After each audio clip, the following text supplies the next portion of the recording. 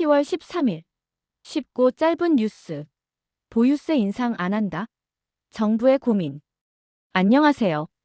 정부가 이번 주 3차 부동산 대책을 발표할 예정인데요. 보유세 인상은 안 한다는 얘기가 나오고 있습니다.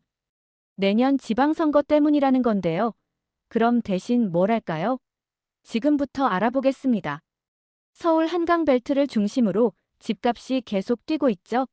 정부도 조치가 필요하다는 건 인정하고 있습니다. 하지만 문제는 증세 카드를 쓰기가 부담스럽다는 거예요. 왜 부담스러울까요? 내년 6월 지방선거가 있기 때문입니다.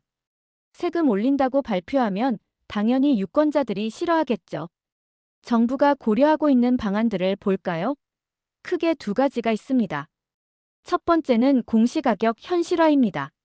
지금 공동주택 공시가격이 실제 시세의 평균 69% 수준이에요.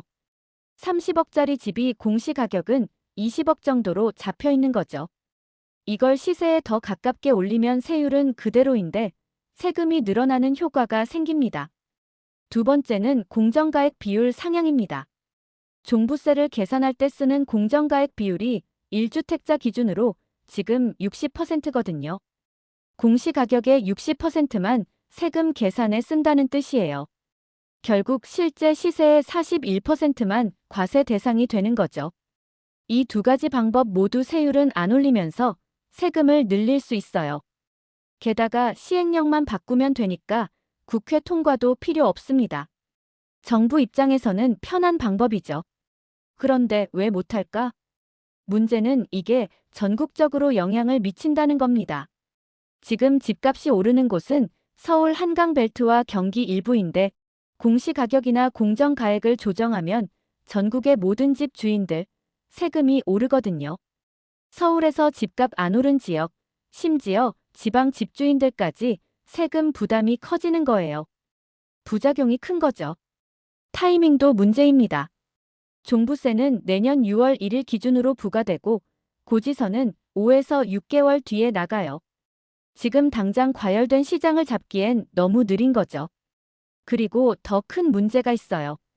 공시가격이 오르면 보유세만 오르는 게 아닙니다. 건강보험료, 기초연금 같은 60여 가지 준조세에도 영향을 미쳐요. 사실상 전방위적 증세가 되는 겁니다. 무엇보다 윤석열 대통령이 공약했던 세금으로 부동산을 잡지 않겠다는 말과도 정면으로 어긋나죠. 그래서 정부가 검토하고 있는 게 규제지역 확대입니다.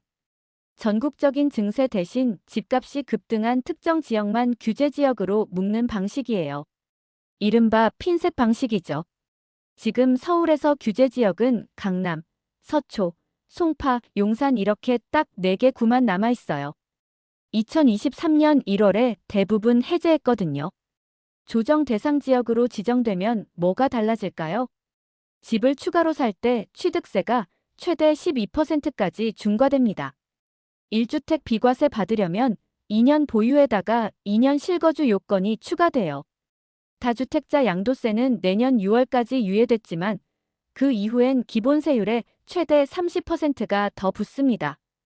이번 대책에선 마포, 강동, 동작구 같은 최근 집값 급등 지역들이 조정 대상 지역으로 지정될 가능성이 높다고 합니다.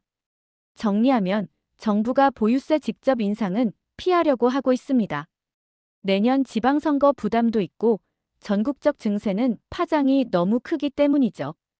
대신 집값이 급등한 특정 지역만 규제지역으로 묶어서 간접적으로 세부담을 늘리는 전략을 쓸 것으로 보입니다. 정부 관계자의 말처럼 파급력이 큰 세제는 최대한 신중하게 접근하겠다는 건데요. 과연 이 방법으로 집값을 잡을 수 있을지 지켜봐야겠습니다. 다음 영상에서 또 만나요.